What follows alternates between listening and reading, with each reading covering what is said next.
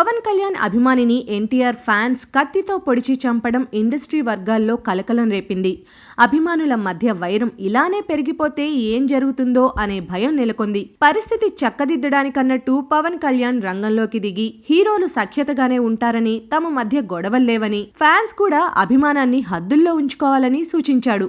అభిమాని కుటుంబానికి అండగా ఉంటానని హామీ కూడా ఇచ్చాడు. అయితే ఇప్పటి వరకు ఎన్టీఆర్ మాత్రం ఈ విషయంలో స్పందించకపోవడం ఆశ్చర్యాన్ని కలిగిస్తోంది. నిజానికి ఇలాంటి సున్నిత విషయాల్లో ఎన్టీఆర్ కాస్త అప్రమత్తంగానే ఉంటాడు. ఫ్యాన్స్ విషయాల్లో ఎప్పటికప్పుడు స్పందిస్తాడు.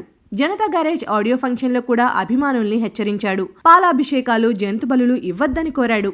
ఈ విషయంలోనూ ఎన్టీఆర్ స్పందించి ఉంటే బాగుండేది.